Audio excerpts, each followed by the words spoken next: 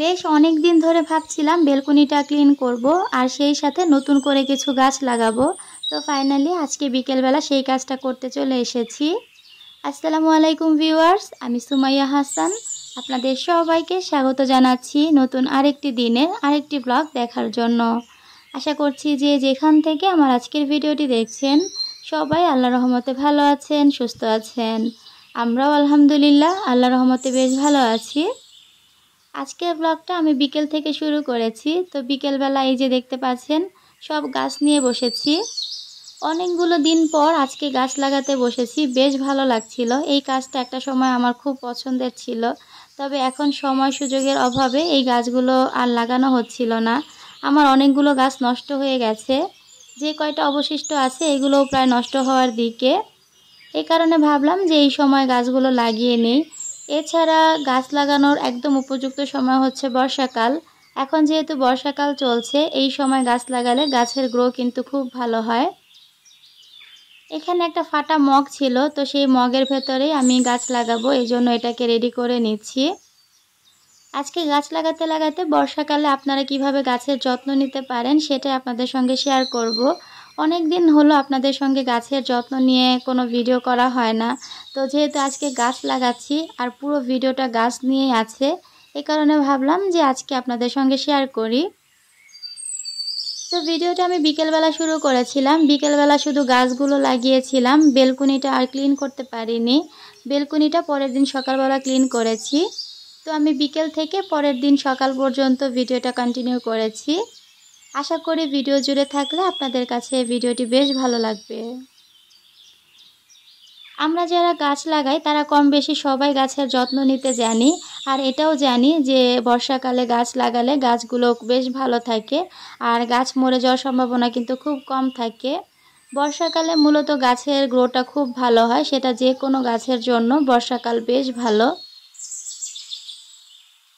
আপনার যদি আমার মতো বেশ কিছু গাছ থাকে আর আপনি যদি গাছ পছন্দ করে থাকেন, তাহলে অবশ্যই চেষ্টা করবেন বর্ষাকালে গাছগুলোর মাটিটা পরিবর্তন করে দিতে। এই কাজটা আসলে বর্ষাকাল আসার আগে করাই ভালো, তবে যদি কেউ বর্ষাকালের আগে করতে না পারেন সেক্ষেত্রে বর্ষার শুরুতে করলেও কিন্তু হয়ে যায়। যেমন এই যে দেখতে পাচ্ছেন আমি আগে করতে পারিনি, তাই বর্ষাকালের মাঝামাঝিতেই করে নিচ্ছি। তবে চেষ্টা করবেন বর্ষাকাল আসার আগেই গাছগুলো সব রিপোর্ট করে নিতে। 1 বছর পর পর গাছের মাটিগুলো পরিবর্তন করে দেওয়া উচিত, এতে করে গাছের গ্রো খুব ভালো হয়। কেননা একই মাটিতে যখন আপনি দীর্ঘ সময় ধরে একটা গাছ লাগিয়ে রাখবেন, সেই গাছের গ্রোটা কিন্তু কমে যাবে। কেননা আমরা যারা টবে গাছ লাগাই সেই টবের একটা সীমিত মাটি থাকে, আর ওই মাটিতে যতটুকু সার থাকে সেটা কিন্তু গাছ আস্তে আস্তে খেয়ে নেয়। তো খেতে খেতে একটা সময় দেখা যায় মাটিতে আর কোনো সার থাকে না, বা ওদের খাওয়ার মতো যে পুষ্টিটা দরকার সেটা থাকে না। এই কারণেই 6 মাস বা 1 বছর পর হলেও অন্তত গাছের মাটিটা পরিবর্তন করে দেওয়া উচিত। এতে করে গাছ নতুন করে আবার পুষ্টি উপাদান গ্রহণ করতে পারে, সেই ক্ষেত্রে গাছটা কিন্তু দেখবেন অনেক ভালো গ্রো করবে। আর এই কাজটা যদি আপনি বর্ষাকালে করতে পারেন তাহলে দেখবেন গাছের গ্রো অনেক দ্রুত হবে। সেই সাথে গাছের মরা পাতাগুলো ফেলে দেওয়ার চেষ্টা করবেন, গাছের গোড়াতে যেন কোনো ময়লা জমে না থাকে সেই দিকটা একটু লক্ষ্য রাখবেন। কেননা আমরা যখন গাছ লাগাই তখন কিন্তু ভালোবেসেই লাগাই, আর সেই ভালোবাসার জিনিসটার একটু যত্ন তো করা উচিত। আমার বেলকনিতে একটা সময় প্রচুর পরিমাণে গাছ ছিল। যারা আমার একদম শুরু থেকে আমার সঙ্গে আছেন তারা তো সব কিছুই দেখেছেন, সব কিছুই জানেন। আমার ঢাকার বাসাতে যখন আমি ছিলাম তখন প্রচুর গাছ ছিল, বেলকনি ভরা গাছ ছিল। তো সবগুলো গাছ আসলে এখন আর নেই, অনেক গাছ মরে গেছে। এখন হাতে গোনা জাস্ট কয়েকটা গাছ আমার কাছে অবশিষ্ট আছে। তো যেগুলো আছে সেগুলোরও এখন ঠিকঠাক যত্ন নিতে পারি না। ছোট বাচ্চা নিয়ে আসলে গাছের যত্ন করা অনেক বেশি কষ্টের, সংসারের কাজ করতেই অনেক বেশি কষ্ট হয়ে যায়, সেই সাথে গাছের এক্সট্রা যত্ন করাটা তো আরও প্যারার। আমার যেহেতু সংসারের কাজ নিয়ে অতটা টেনশন করতে হয় না, আমার শাশুড়ি মাই সব কিছু করেন, সে কারণে দেখা যায় যে আমি এক্সট্রা কাজগুলো করতে পারি। তা না হলে বাচ্চা নিয়ে সংসার সামলে এই কাজগুলো কিন্তু কখনোই করতে পারতাম না। আসলে যে কোনো মানুষের একটা কাজ করার জন্য ফ্যামিলি সাপোর্টটা খুব বেশি দরকার। আপনাকে যদি আপনার ফ্যামিলির লোকজন সাপোর্ট না করে বা আপনাকে একটু কাজ করার সুযোগ করে না দেয়, একটু রেস্ট করার সুযোগ না দেয়, সেক্ষেত্রে দেখবেন একটা বাচ্চা মানুষ করা আপনার জন্য আরও বেশি কষ্টকর হয়ে যাবে। আলহামদুলিল্লাহ আমি সেই সাপোর্টটা আমার শ্বশুরবাড়ি থেকে পাই। আমার কিন্তু সেরকম কোনো কষ্টই হয় না। বাবুকে নিয়ে আসলে সেরকম টেনশনও করতে হয় না। সবাই আমাকে অনেক বেশি সাপোর্ট করে। এ কারণে আপনাদের সঙ্গে আমি বিভিন্ন জিনিস শেয়ার করতে পারি। তো আমার শ্বশুরবাড়ির লোকজনেরা যদি আমাকে এই সাপোর্টটুকু না করতো, এই ভিডিও করার সুযোগটুকু না দিত, তাহলে কিন্তু সারাদিন বাচ্চা সামলাতে সামলাতে দিন চলে যেত। নিজের শখের কাজটা কখনোই করা হতো না। তো এই যে দেখেন গাছ লাগানোর সময় আমার ননদ বাবুকে নিয়ে এখানে বসেছিল। তো পিকুর সাথে ও একটু দুষ্টামি করছিল, মানে বাবুর পা দিয়ে পিকুকে ভয় দেখাচ্ছিল। তো পিকু খুব মন খারাপ করে বসে আছে, বেচারার আজকে মনটা খুবই খারাপ ছিল, দেখতেই পাচ্ছেন।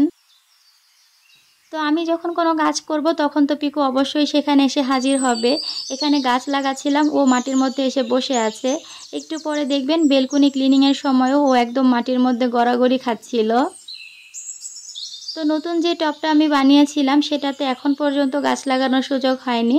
আজকে যেহেতু গাছ লাগাতে বসেছি, তাই যত গাছ আছে সব একসাথে লাগিয়ে নিব। এই কারণে এই টবটাতেও নতুন করে মানি প্ল্যান্ট লাগিয়ে দিচ্ছি। গাছের মধ্যে মানি প্ল্যান্ট গাছটা আমার বেশ পছন্দ। এটা আসলে ঘর সাজাতে এত বেশি কাজে দেয়। আমার মনে হয় মানি প্ল্যান্ট শুধু আমার না, প্রত্যেকটা মানুষের পছন্দের একটা গাছ। কারণ এটার সৌন্দর্যটাই এত বেশি সুন্দর। শুধু পাতার ভেতরেও যে গাছের এত সৌন্দর্য লুকিয়ে থাকে, সেটা এই গাছটা না দেখলে বোঝা যেত না। তো দেখতেই পাচ্ছেন একে একে আমি কিন্তু সবগুলো গাছ লাগিয়ে নিচ্ছি। আর সবগুলো গাছ লাগানোর যদি ভিডিও আপনাদের সঙ্গে শেয়ার করতে যেতাম, তাহলে ভিডিওটা বেশ বড় হয়ে যেত। এই কারণে আমি সবগুলো লাগানোর পর আপনাদের সঙ্গে একটু একটু করে শেয়ার করছি।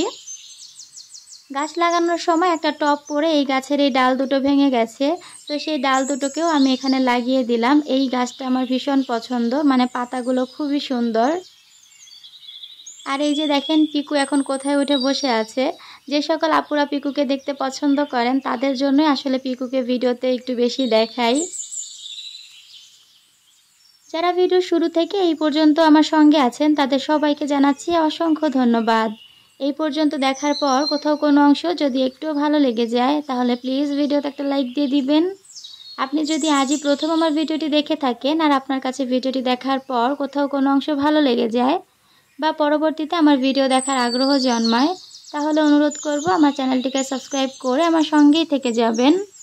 যারা অলরেডি আমার চ্যানেলটি সাবস্ক্রাইব করে প্রতিনিয়ত আমাকে সাপোর্ট করে যাচ্ছেন, তাদের সবাইকে জানাচ্ছি অসংখ্য ধন্যবাদ। এটা হচ্ছে পরের দিন সকালবেলা। দেখতেই পাচ্ছেন বেলকুনির কী অবস্থা। ওই দিন আসলে আর কোনো কাজ করতে পারিনি, ওভাবেই আমি রেখে দিয়েছিলাম। আর তার পরের দিন সকালবেলা চলে এসেছি ক্লিন করার জন্য। আজকে ভেবেছিলাম বেলকনিটা ক্লিন করে নতুন করে একটু অর্গানাইজ করব, তবে বাবুকে নিয়ে আর সেটা সম্ভব হয়নি। ও একটু কান্নাকাটি করছিল, যার কারণে এই ক্লিনিংয়ের কাজটা করতে করতেই দুপুর হয়ে গিয়েছে। আর দুপুরের পর সেরকম কাজ করার সুযোগ হয়নি, তাই শুধুমাত্র ক্লিনিংয়ের কাজটুকুই আপনাদের সঙ্গে শেয়ার করেছি। বেলকনিটাকে নতুন করে যখন সাজাবো তখন নিশ্চয়ই আপনাদের সঙ্গে পরবর্তীতে শেয়ার করব। তো এখানে যে টবগুলো আমার ভেঙে গিয়েছিল প্রত্যেকটা টবই কিন্তু আমি পরিবর্তন করে দিয়েছি, আর সেই সাথে নতুন করে মুছে তারপর সাজিয়ে নিচ্ছি। বেলকুনির এই কাঠটাকে আমি একটু রং করব, তো রং আসলে আনা নেই বাসায়। যদি আনা থাকতো তাহলে এর মধ্যে একটু সময় করে করে নিতাম, কারণ কাঠটা দেখতেই পাচ্ছেন একটু পুরাতন হয়ে গেছে, এখন আর দেখতে ভালো লাগে না। কালার করে দিলে দেখতে কিন্তু বেশ ভালো লাগবে।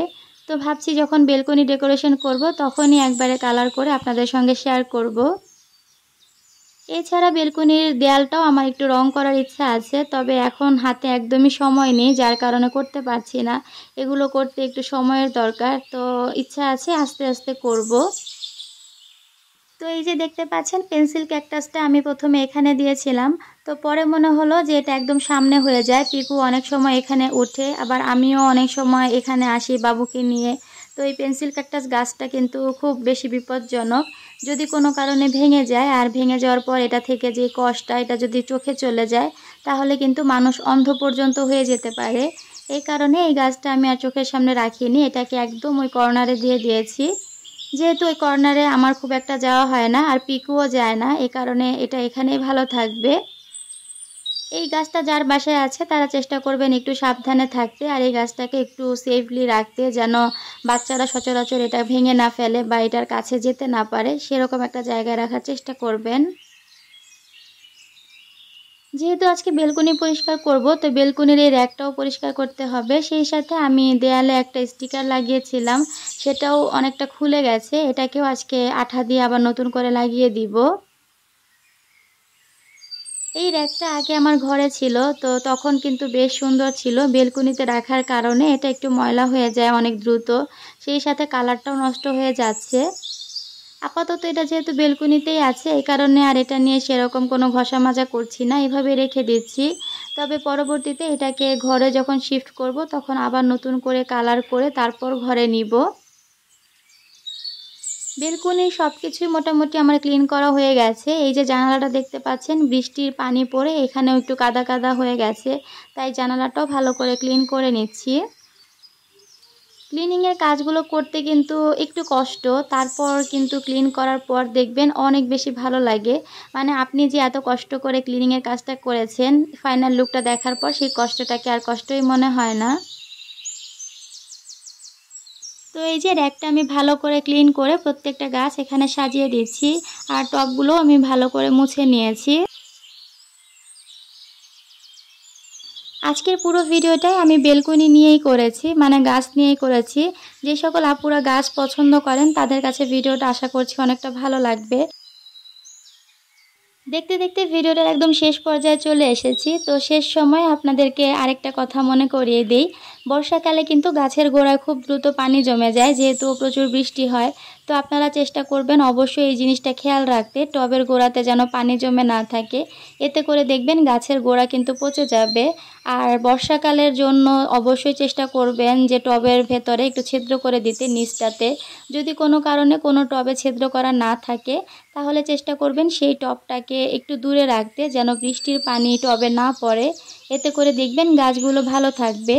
তা না হলে অনবরত বৃষ্টির পানি পড়তে পড়তে গাছের গোড়া পচে গাছগুলো নষ্ট হয়ে যাবে। তো এই যে ফাইনাল লুকটা দেখতে পাচ্ছেন, পুরো বেলকনিটাই একদমই চকচকে লাগছিল, প্রত্যেকটা টব অনেক বেশি পরিষ্কার লাগছিল, মানে একদমই নিট অ্যান্ড ক্লিন, দেখতে অনেক বেশি ভালো লাগছিল।